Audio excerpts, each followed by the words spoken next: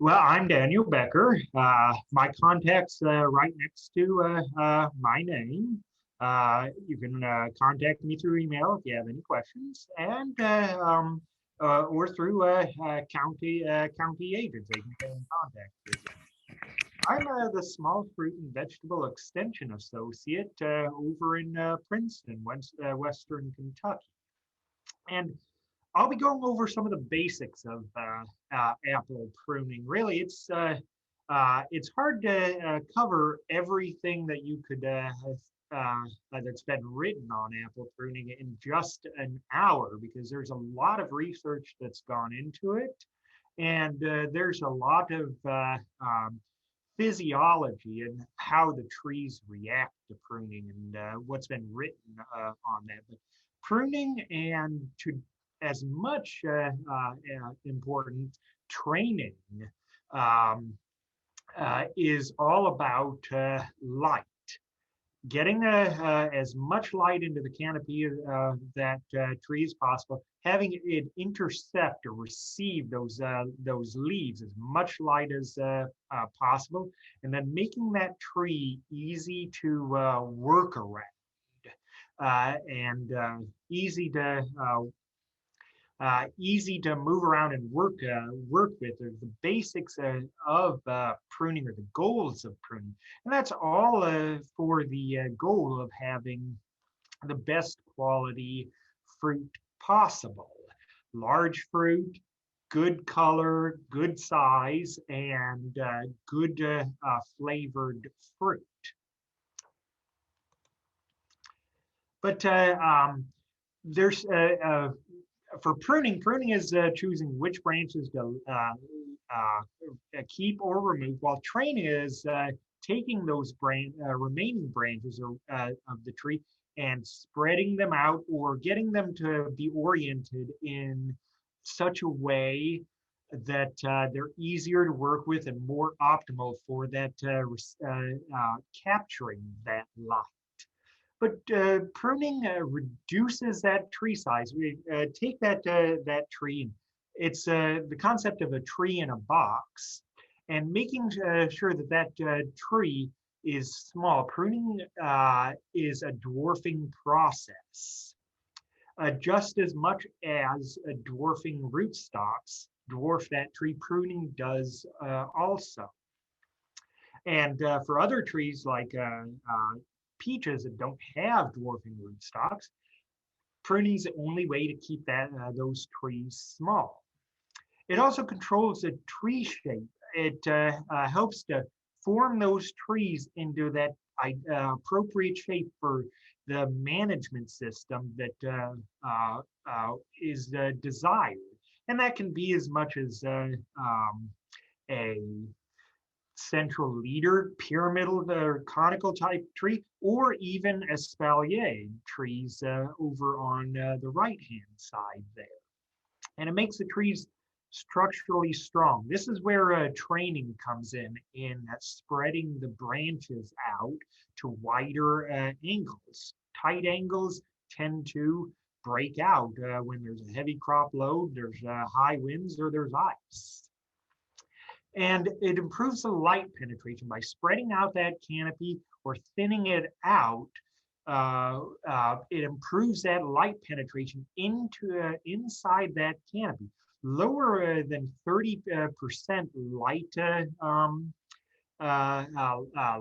intensity, and flower buds don't form. And the interior, those very dense canopied trees tend to die out and become devoid of leaves and flower buds. And also for apples and to a lesser extent peaches, that red coloration is due to having light directly on that fruit. And that's why on the back side of the fruit, or the fruits on the side that face the interior of the tree, they're going to be green, whereas the ones that are faced out towards the outside, open side of the canopy, are going to be red and have that red blush. Those have the higher, received higher light or intensity. And also for spraying, opening up that canopy is beneficial for disease and pest control because they can get that spray inside that tree.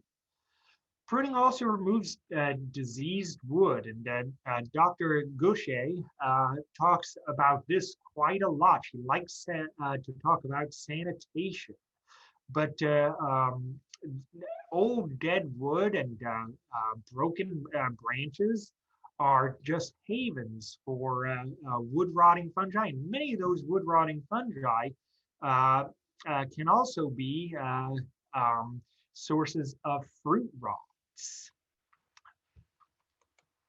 And fire blight's always an issue because those fire blight cankers can actually end up oozing and then being spread by rain splash. Pruning also is a way to reduce the number of flower buds on that tree, reduce the number of fruits so that the remaining fruits are larger because they're getting more of that energy and that tree's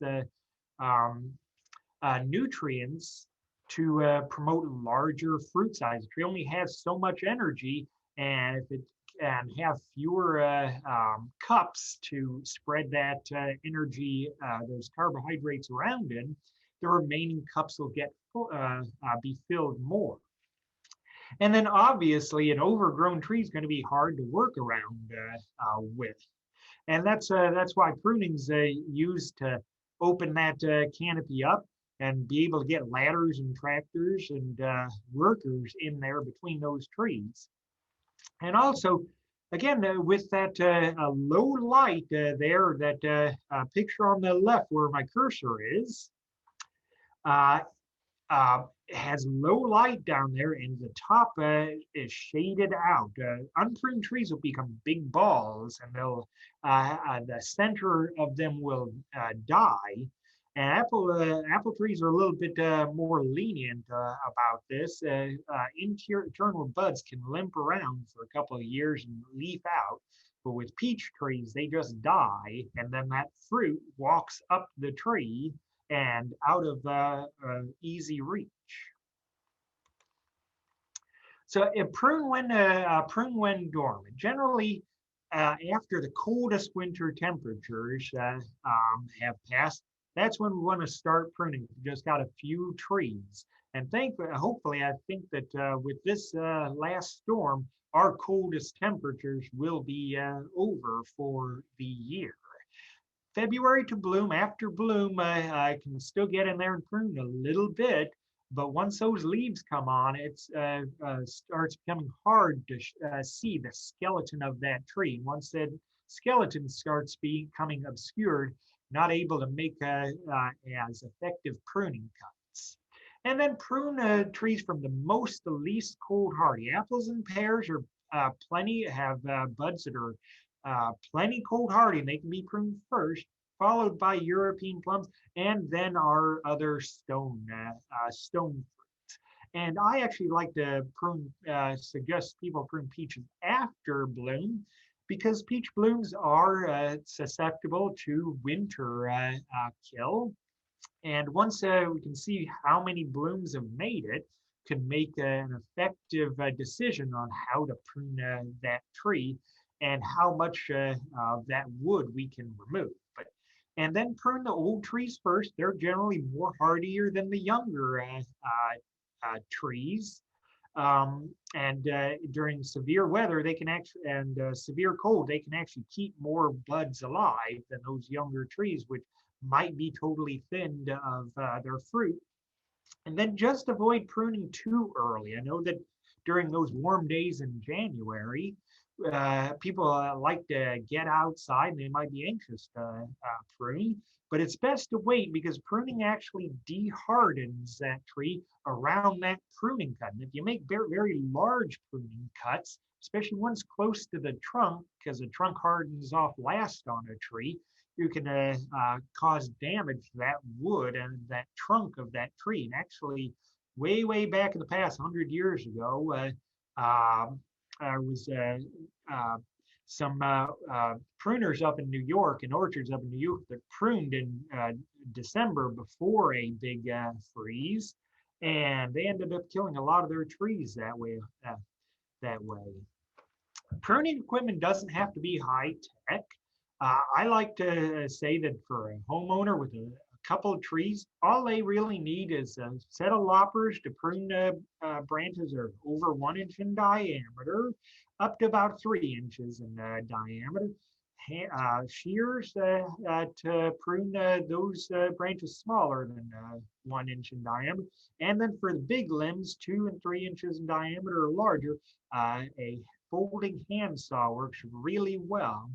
And then if you got a mid-sized tree or larger, a nice steady ladder, that way you can stand up and reach the tops of those trees.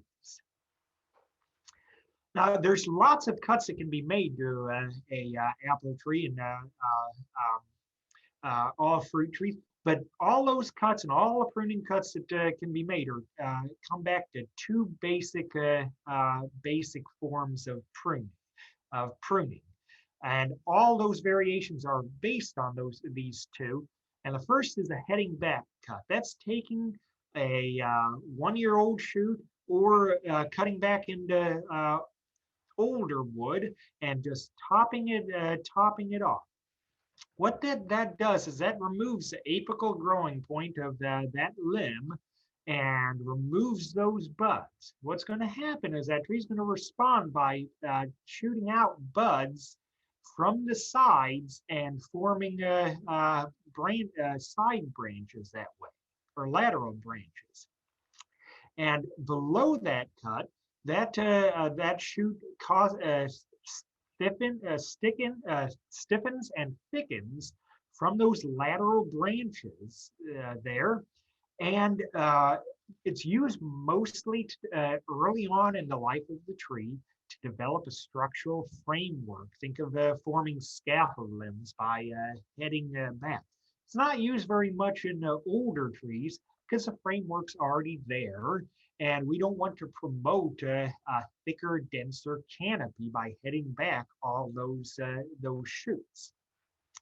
On some trees, especially on peaches, we can use this to change the direction of growth. For instance, near my cursor, that top branch on the top there was topped back, and that growth came out with an elbow there, and change the direction somewhat of that limb. We can actually head back or lower down and orient that growth outward or upward by using heading back cuts.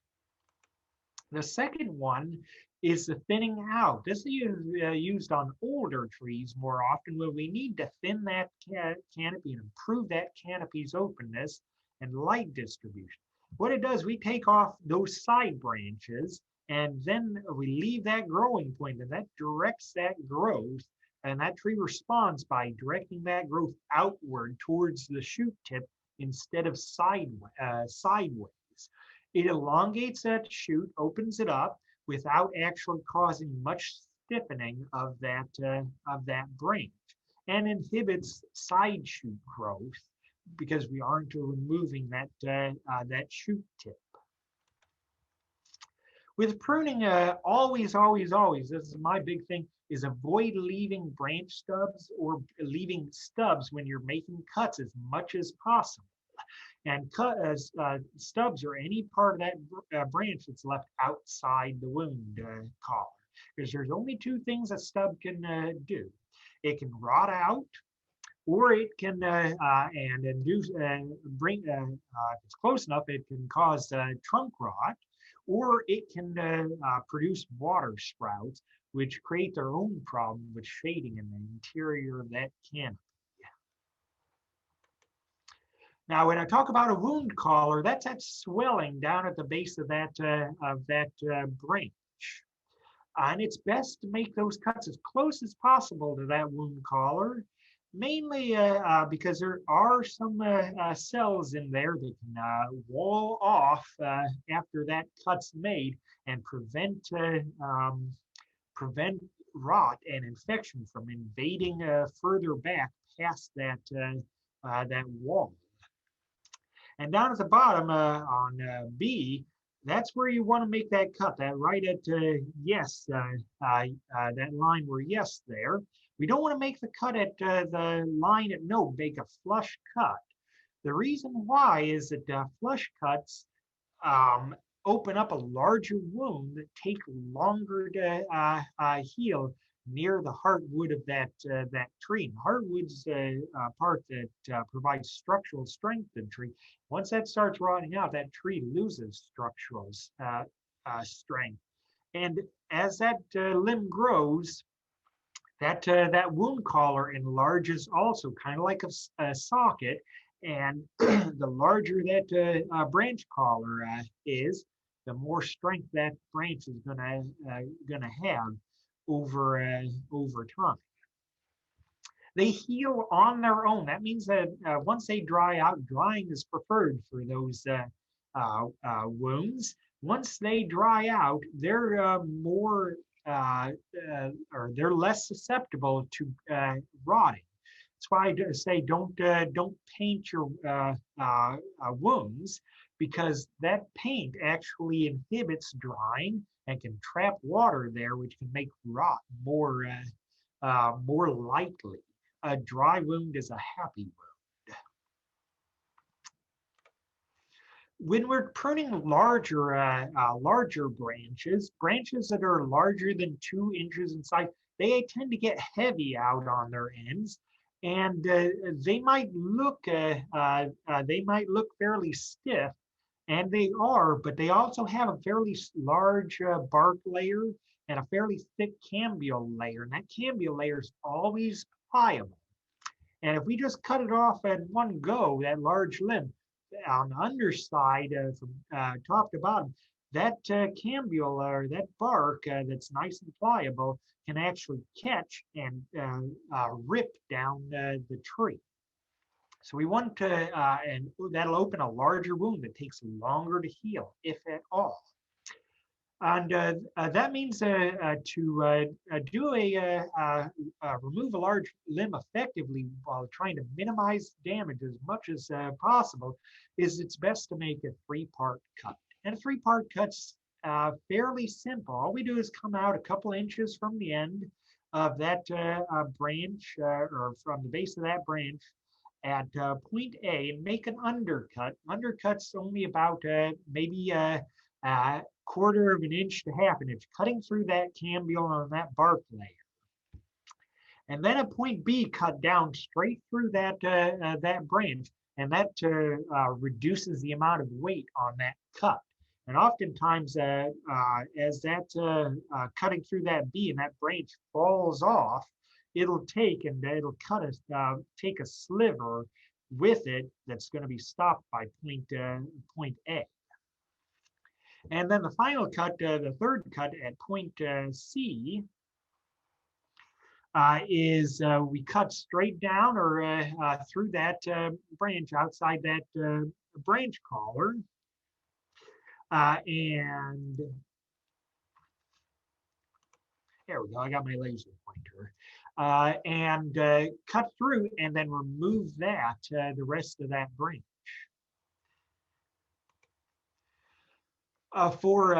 There's a little bit of pruning terminology, and I'll go through it quickly. For an apple tree, for one that is a central leader tree or vertical axis, which is what we'll be talking about today, there's a central leader. That's just an up and down part of that tree. That's a central trunk of that tree where the scaffold limbs emerge.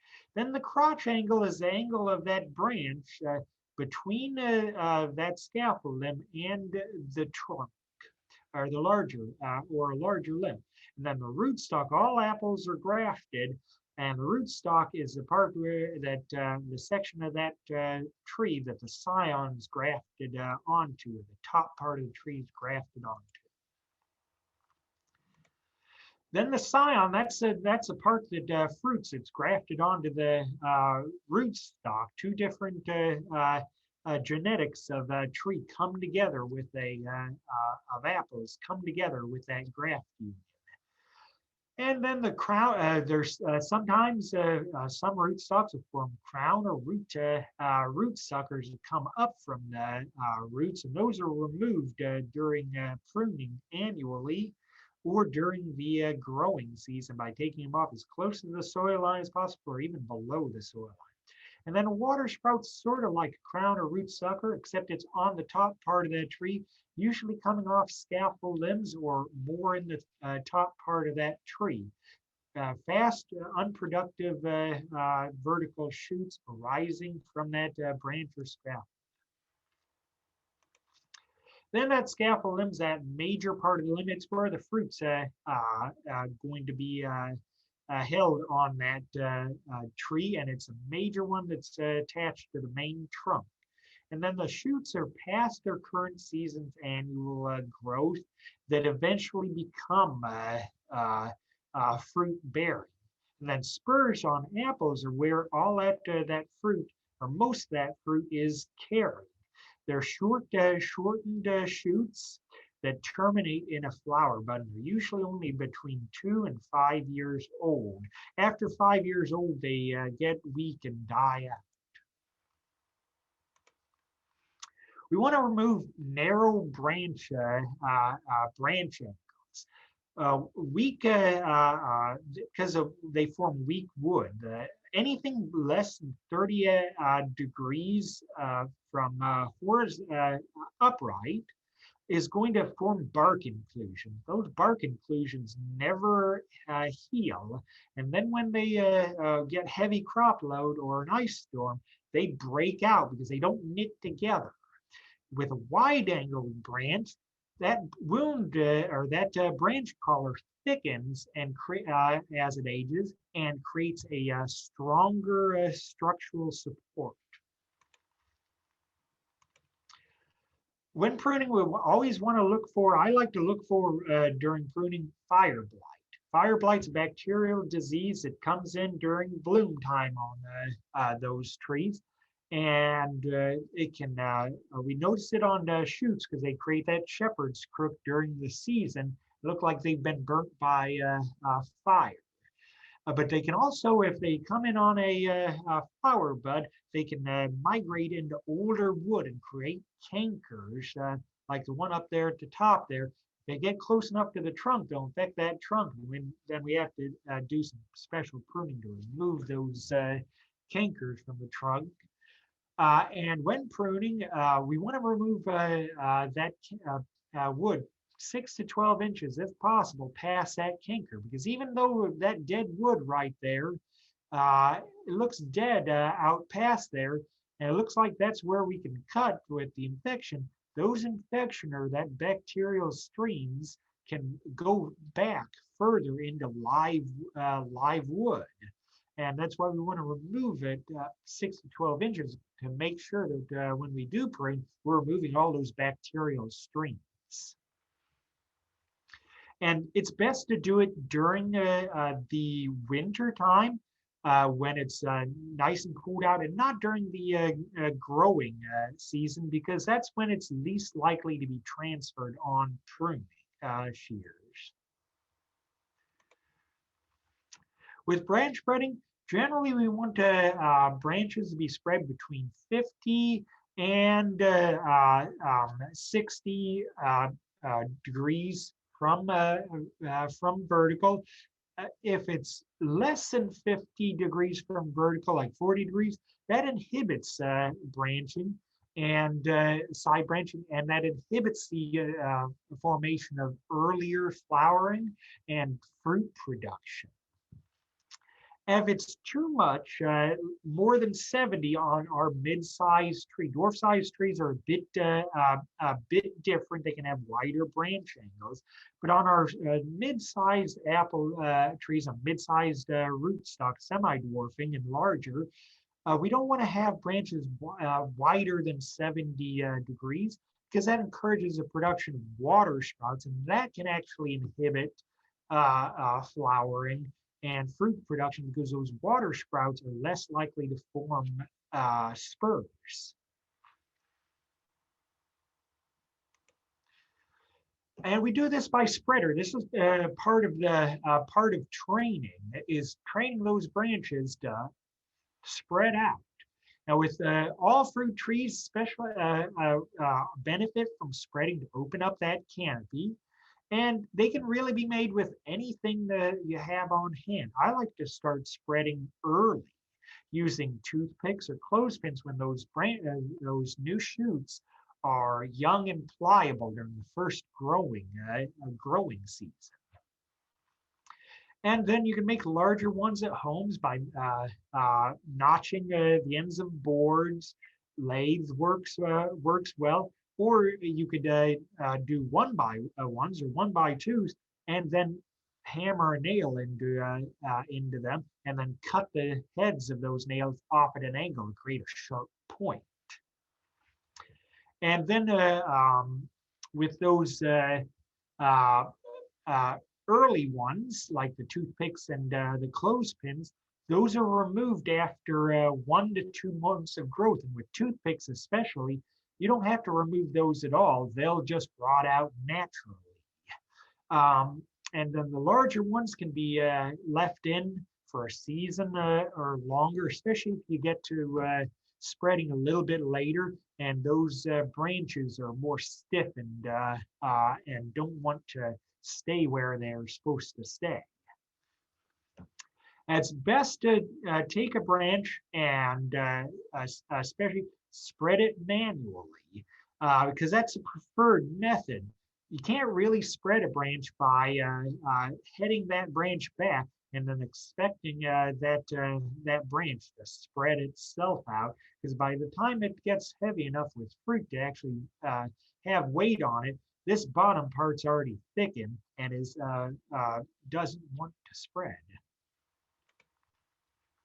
So for young trees, the general rules for young trees is to prune those trees lightly, because heavy pruning on young trees delays the formation of flowers and fruit spurs, and that can actually reduce the yields in early years. For commercial growers, this is a major focus. They want to get fruit in the first couple of years after pruning to provide a return on investment. It's less of a focus for homeowners, but by pruning heavily, we keep that tree within what's called a cone of juvenility. And that cone of juvenility is close to the trunk and low down towards the ground. And that's where flower bud spurs are not going to form. Outside that cone of juvenility, the tree matures and will fruit.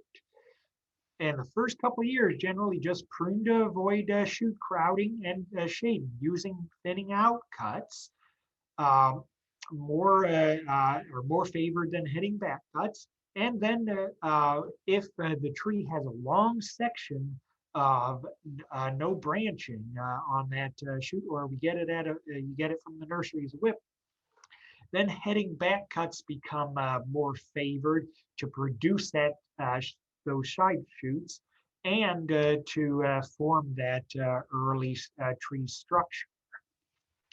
Remove any broken limbs up at the top of the tree, that's an example one, and then try and preserve the desired tree shape, which is a cone. Those cones, rather than the round balls, allow more light into the center of that tree, and that tree is able to intercept more light. By doing so and by pruning early, will help avoid the need for corrective pruning later. And corrective pruning can be rather dramatic for a tree, especially when we have several leaders on that tree. We have to remove them in favor of a single one. And then most trees prefer, and pruning is best done in small amounts over several seasons instead of a large amount all at once. Because a large amount all at once is going to promote regrowth, whereas a small, moderate amounts of pruning evenly over several years is going to promote less regrowth and going to favor the production of flowers and spurs. For apple trees actually have the greatest or widest variation in bearing types of fruit trees out there. They come in the standard types, which is going to have both terminal flower buds at the on lateral spurs. The majority of flower buds, however, are going to be on those spurs there, and then a minor amount on those terminals on the standard type trees. Those trees tend to be mid-sizes in growth of the scion or the scion vigor. Larger size trees with more vigorous scions or more vigorous top growth, regardless of the root stock, are going to be the terminal bearings. Those are the ones that don't form a lot of spurs, and they have the majority of their fruit bearing area on the ends of those lateral terminal shoots. And then the ones, there's some spur type trees out there, and those tend to be more contained, smaller in growth size of the scion. And they tend to form a lot of spurs, and they tend to not have as much shoot growth. And the pruning can be just a little bit different on them, because we're going to, as a tree ages, it'll become more spur bound and have less regrowth. We have to prune it a little bit more extensively to try and promote regrowth. There's two types of buds. There's on an apple tree, there's a vegetative type buds that form shoots and leaves only, and then there's some mixed ones. The ones that the spurs that have the inflorescence at the top, and then basal or lateral vegetative buds down at the bottom. And those spurs on those buds, they are determined. They end at that flower bud that contains 5 to 7 flowers in a cluster with leaves at the base. And then at the bottom, there can be those vegetative buds where if we pull off or break off that spur, we can promote sometimes with heavy pruning those lateral buds, vegetative buds, to shoot out and form a shoot. And then some of those spurs can also form side or lateral spurs on the side of them as well, so that they're not just one spur, but they're a cluster of spurs on them. And then most, again, the standard type trees tend to have a mixture between the spur and tip bearing, but as older trees, majority of them, the flower buds are on spurs. So for an apple tree, we're going to talk about the central leader. There's other ones like modified central leader. And then for commercial growers in major apple production regions, there's other types like slender spindle or super slender spindle. And vertical axis is a subtype of the central leader tree. But by pruning it to a cone, we minimize that area of low light in that tree versus having a big round ball. That blue line right there, where that canopy tends to thin out, that's the area where the light intensity is less than 30% of maximum open sunlight. And by minimizing that, we keep that fruit production, or we help maintain that fruit production all the way into the center of that tree as much as possible to increase bearing area. For a 1 year of planting, the goal of the first year of a central leader tree, planting in any tree really, is to develop that early structure. That means we use training of that tree more than pruning. We spread out those branches, and we do a little bit of pruning here and there on that tree just to remove narrow angles and just to remove water sprouts and let that tree go after that. For feathered or branch trees, these are trees that come from the nursery with side shoots already on them. And they come into bearing earlier than ones that are whips or unbranched.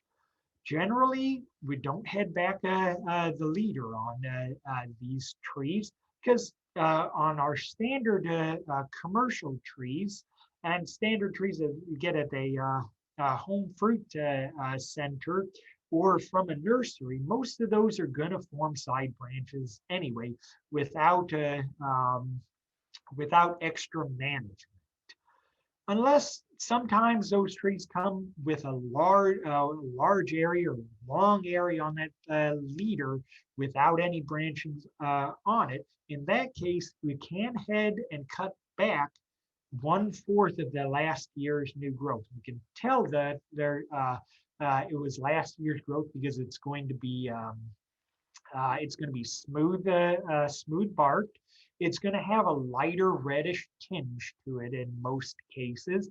And then if we go from the tip of that tree downward, we'll see what's called a collar on the base of that shoot as we go down that tree. And at that collar, that's where the old terminal bud was, and it's going to look like rings around that tree. Above that, that's 1-year-old wood. Below that, that's 2 years and older wood. After we head that 1/4 of that back, we can remove the second and third buds below that heading cut.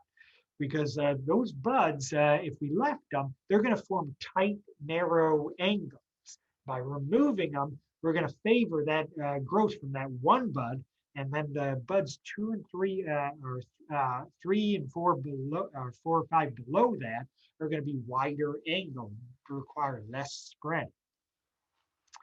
And then sometimes if we want to make sure that certain buds are going to come out, or try and make sure they're going to come out, we can perform notching above selected buds in the direction or on buds where we want that shoot growth to go and form scaffoldings. Notching's fairly simple. All it is taking a knife or a finely serrated blade and cutting above that an eye, generally on a 1/4 of an inch or so on either side, so that's 1/2 inch in diameter. We're cutting out that cambia layer. That forms a dam for that tree's hormones, which would inhibit bud growth on there. And it's best to do it between silver tip stage on apples, or between just when those buds start becoming silvery and fuzzy, to 2 weeks after. And that's at green tip or so, or 1/2 inch green state, when we can start to see the first little leaves on that tree. If we do it earlier than silver tip during dormancy, that wound's going to dry out and start to heal off. We're going to get less response that way. And then if it's after 2 weeks, after the 1/2 inch green state, it'll heal off more there. We'll get poor response afterwards. So that window is really important with notching, and it can be done around planting time. In the first year on that feathered tree, retain 3 or 4 of the strongest scaffold limbs in each whorl. And then each whorl, we're going to have the first whorl about 3 foot above the ground, or 3 foot above that rootstock, which would be 2 inches above the ground. And that's going to be our first whorl on there, those strong scaffold limbs. And then the second whorl is going to be 24 inches or so above that to the next whorl on this central leader or vertical axis tree. Other training systems are going to be a little bit different. They're going to have more of those feathers on them for things like slender spindle or super slender spindle. And they're going to be spaced evenly around the center. If we can imagine looking down at that tree from above, that tree is going to look more like a wagon wheel from above with limbs coming off at even directions. And then if some of those limbs or those scaffolds are higher than the central leader, we can head them back in that case to preserve that conical tree shape. Now, there's a greater interest in heritage or antique varieties versus modern varieties. And, you know, it said the general preference is to don't head back or to try and prune as minimally as possible. Well, some of those older antique varieties are known for producing blind wood. That's where wood or that scaffold comes out from the center of that tree. And it grows out and it's relatively devoid of side shoots. And those older varieties are known for that, whereas modern varieties readily form side shoots. So if we know we've got an antique variety, we know that it's more likely to produce that blind wood, well then heading back periodically during the pruning cycle each year and over successive years will help promote that side branching on those trees that are difficult or produce blind wood.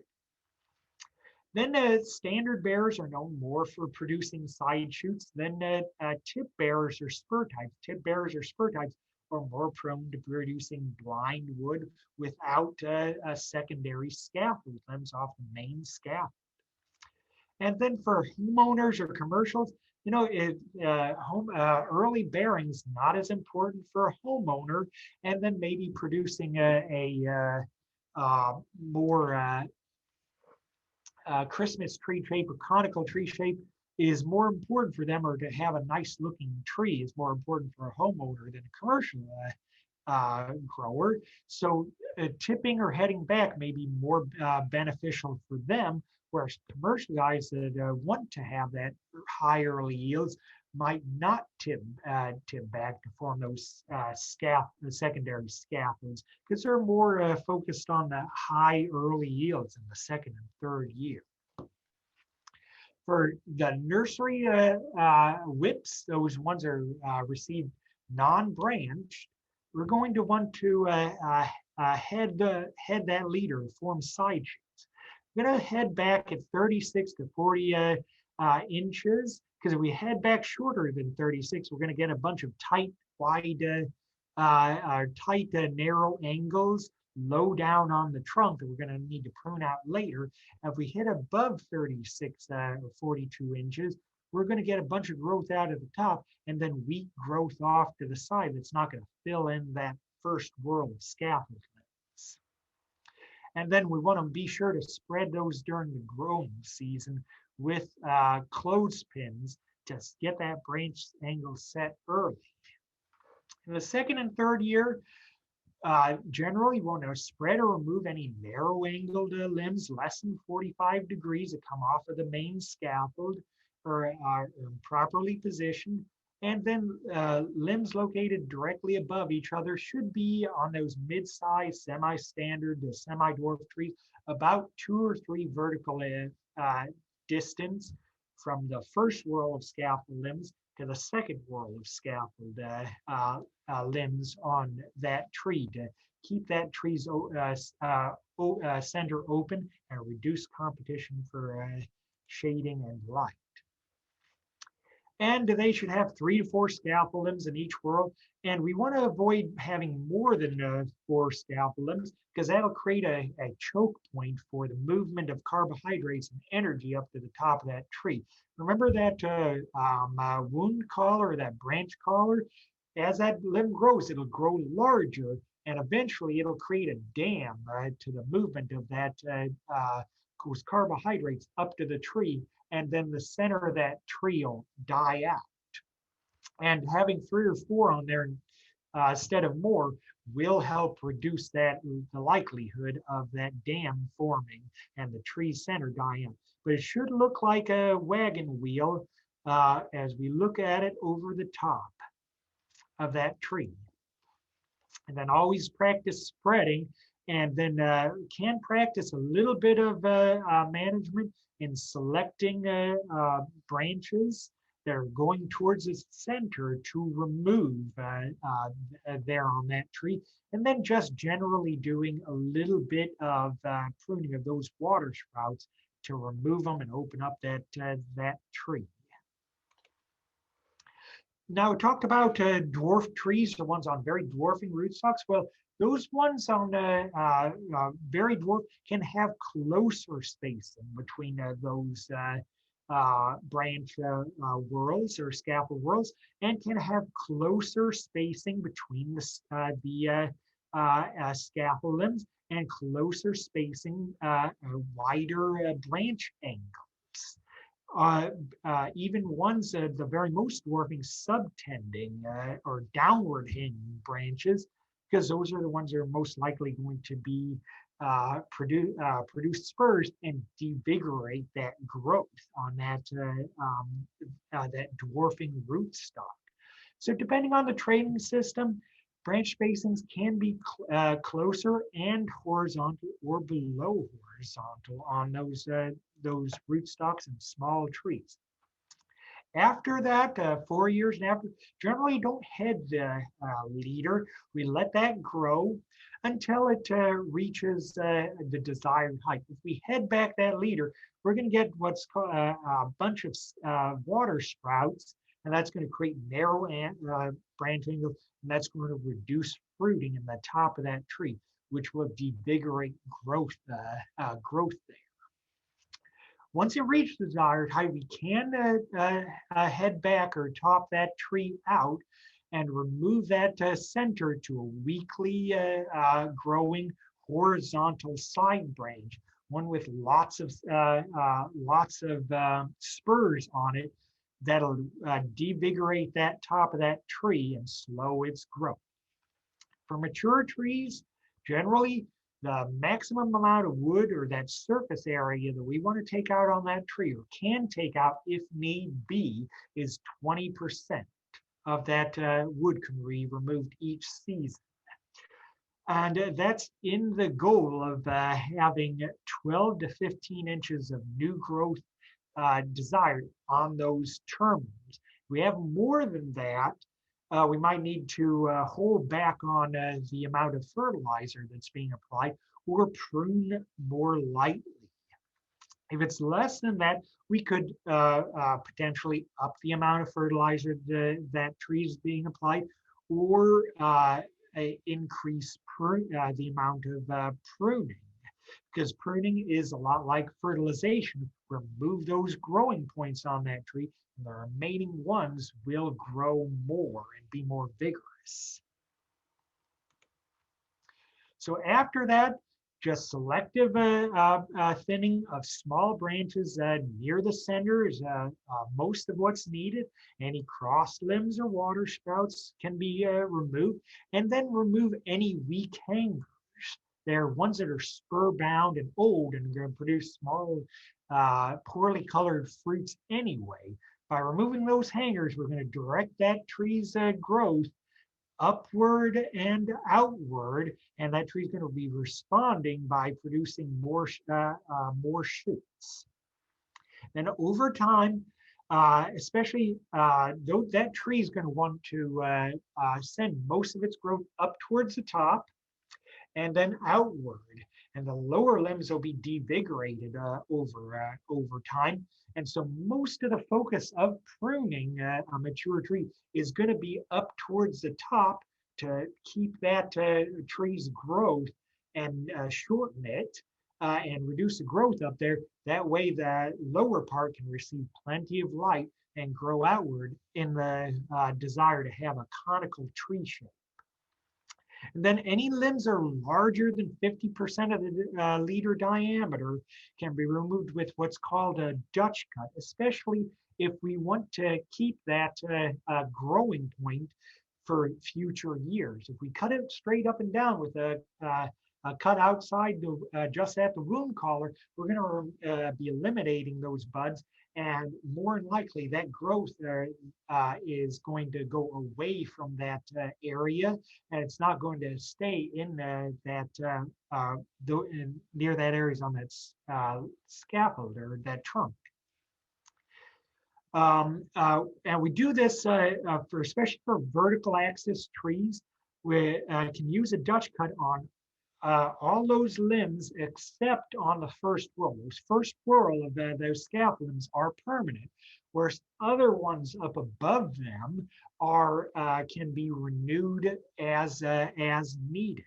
And in general, limit the amount of wood to take off to 2 or 3 large limbs, those ones larger than 3 inches in diameter, max per season, will keep us below that 20% of wood to remove. And a Dutch cut's also known as a bevel cut. That's instead of coming straight up and down outside the wound collar. At the wound collar, we just create that cut at an angle. And that leaves that bud right there to regrow out. And that latent or dormant bud will then be induced to grow, replacing that growing point or that growth in that area, so we can save that scaffold limb in future years. Now that's just a general first to 4 years, and I like to I developed this second part to because it's hard to visualize pruning a mature tree. Especially just using those goals or those guidelines. And this second part is more of my thought process with pruning. To include that, what I think about when I come up against a mature vertical axis or central leader tree. And this tree is about 8 years old, 8 or 9 years old at this time. So let me escape out of this because there we go. Good. Got to move that the window, the visor around there to see some of my prompts. But with an unpruned tree, walk up to it first, assess the situation, take time to stand there and kind of look at that tree, and then set reasonable goals. Standing there looking at it, you're going to say, well, I can take this branch off, or I can take this branch off. And it gives you time to think about that tree and which pruning cuts you're going to make, and then try and rationalize how that tree is going to respond. And think about that. And then I like to also focus on only one scaffold limb at a time, because looking at that full tree can be, it's visually complex and can be overwhelming. And I also like to start at the bottom tree versus at the top, because I'm a more confident pruner. If you're less confident pruner and you think you're going to tire out and maybe make less confident cuts later on, then by all means, start at the top of the tree and then go down, because you're going to be more likely to make those hard cuts early on, those cuts that need to be made to keep that tree in conical shape. But I like to start at the bottom and work my way up. And in general, we want to prune harder going up versus less, prune off and take off less at the bottom of the tree, rather than going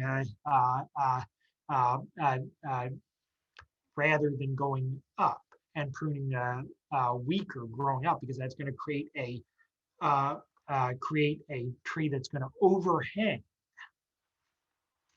and shade out the lower portion. So prune harder an upper part of the tree, prune less or less in the bottom part to create that conical tree shape. So, and eliminates competing scaffold limbs. This one's too close. You can see it's shading that lower one and actually hanging over there as numerous rubbing branches. So remove that outside at the wound collar, the branch collar there, and then that'll open up that portion of the tree. This branch extends way too far out into the row and is actually getting hit by the tractor as it goes by. We want to shorten it. When pruning down low, and we want to keep that growing point and keep that growth, prune it to a weaker limb, one that's facing outward instead of upward. And it's more horizontal. That way, the growth response in the future is going to be weaker and more likely to form spurs. I did leave a vigorous kicker limb, and you can leave that because it fills that space. And actually, it may form spurs down at the base here, which may fruit next year. And it's also a sink for future years if it does form those spurs and fruit energy sink, and can divert it away from that weaker growth or that limb. That way it's more likely or more prompted to form side branches and spurs in future years. And if need be, can be this kicker limb can be removed during the growing season or even next year. It still hangs out in the row, which means that I need to shorten it some more, but how much?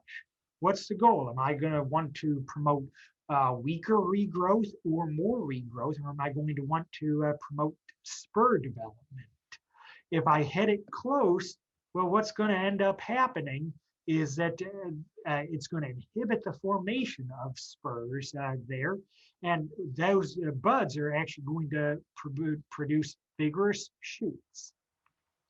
In this case, heading it or out further means that that growth is going to be directed out to these buds. These are buds below that cut are going to be the ones that regrow the most. And the ones down low are going to have less regrowth and are going to be more likely to produce spurs as a response. But when in doubt, it's better not to head those shoots, especially in the top part of the tree. Eliminate any weaker spur-bound limbs, because as they age, they're going to have fewer leaves supporting more fruit. That's going to have poor fruit quality. This one that I've got my loppers on is headed straight down near 180 degrees, and it's shaded above. It's not going to produce very good fruit anyway, and it's pretty weak.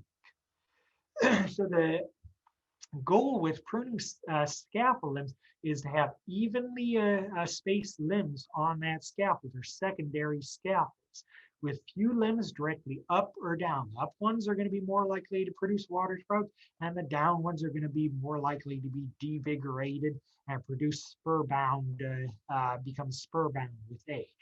And in general, you want that scaffold limb to look like a two-dimensional mini tree on a larger three-dimensional tree.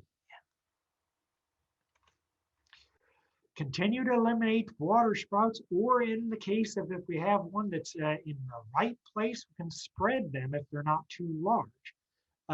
This one does have spurs on it. It's actually fairly out of the ordinary because it's 1 year growth and it's already forming spurs. You can see down at the bottom down there, it's going to shade in future years that scaffold limb below it. So it's better to remove it. Move around the tree and focus on new other scaffold limbs and locate other competing scaffolds. View it from several angles, that tree and that scaffold from several angles, and take time to decide. It's easier to think and easier to notice on there. For instance, see that scaffold limb above there. Where's my laser pointer there? We got one right above there. We've got one right below there, scaffold, and then this one's right in the middle there. It's going to be shading that lower one, especially as that tree ages. It's crowding most, has lots of suckers, lots of growth, and a few fruit-bearing spurs, and it's pretty upright and angled, which means it's going to produce more water sprouts in more years. Branches that are upright more produce more water sprouts, where the wider angle branches produce fewer water sprouts and more spurs on them. It's too large for the loppers. That means it's best to make a 3-part cut with a handsaw. It does take longer to perform than a lopper, but it's better to prevent damage. And I've already made that undercut right there. In this photograph, I'm making the cut at part B on that 3-part cut. Uh, make the final cut at the wound collar, and you can see it's just at that point of swelling there at the base. Nothing else is needed. That's going to heal on its own. No paint at all. We don't like to paint wounds. Trim any overhanging limbs you might see. You see this one right there? It's shading that lower one, and it's actually growing out. It's destroying that conical tree shape. There's a couple different options to shorten it. Which one to do? The 1, 2, and 3 right there. We have some vigorous uprights versus the more horizontal, weaker ones. And you can see this one that's weaker has spurs on it. I chose to eliminate that one that did have spurs on it in favor of a much weaker one because, well, you know what? It does have spurs on it, but it's still growing too far out on that tree, and it's going to shade that lower one. Whereas that lower scaffold there, whereas the one that's kind of hanging down doesn't have any spurs on it now, but it will form it this coming season, or growing season. Weakens by choosing the weaker one, it weakens regrowth and promotes spur development. And we can keep that more vigorous one, even though it's growing upright, as a kicker for future years on this tree. Mature trees will have weak growth, and it's best to remove them. They're weak, downward hanging. They have lots of spurs on them. They're not going to produce great fruit. In this case, if we do want to keep spurs on it, we can trim to an outward spur when we don't want to totally remove it. Some spurs will turn vegetative. Those basal buds on them will turn into shoots in future years and produce more leaves. Still a lot of competing scaffold limbs. This middle one's at a better angle right here than this one above it and then one below it. But it's still going to shade, and it's still got a lot of competition to it. It does have good space for renewal later, but it's in the center right there. So it's better to just remove it and open up that tree. You can see how much more open it is now by having removed it. So this one has a lot of water sprouts on it. In general, what you want to do, it's when you're faced with this situation, is you want to prune out those water sprouts. It does look bare right now, and remove it as close as possible, because if you leave a stub, they're going to produce more water sprouts.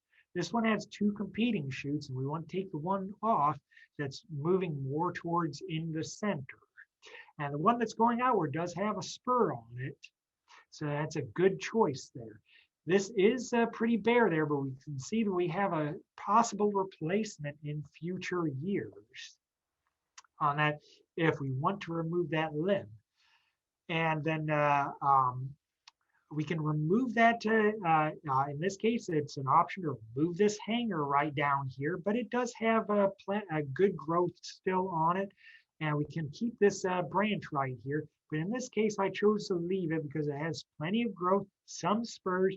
It's still growing well, and it's an energy sink for in future years where I can take that this limb off with a thinning out cut and orient that growth outward.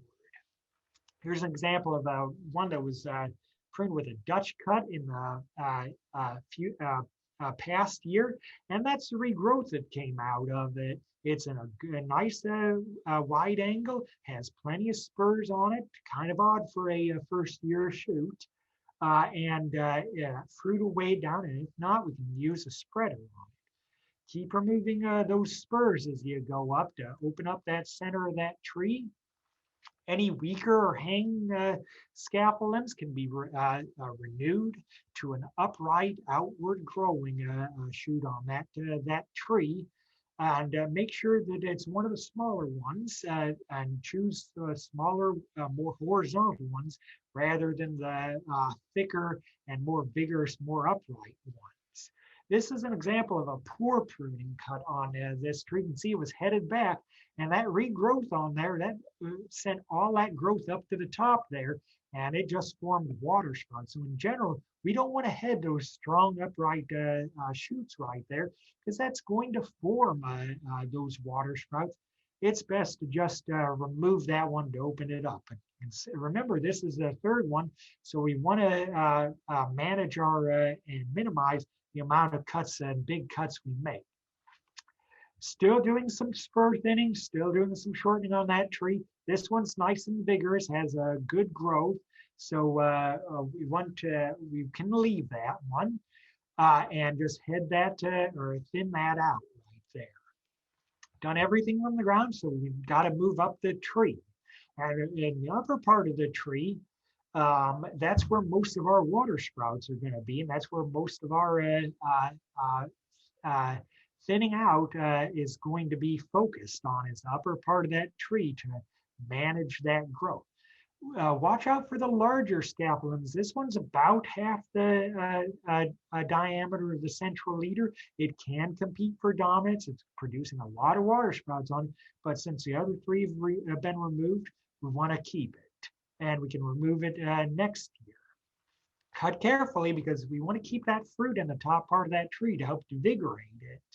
And watch out for those spurs. Eliminate any forked scapulars, because those are weaker and more likely to break out. Once we've eliminated that, most of the cuts on the top will be water sprouts. So remove those. We can keep the weaker ones that are oriented more at 60 to 90 degrees there. And then continue to thinning competing limbs in the top of that tree to reduce the shading. They can be closer spaced and further down because they're younger, and they will produce less shade. And then still a little bit more work to do.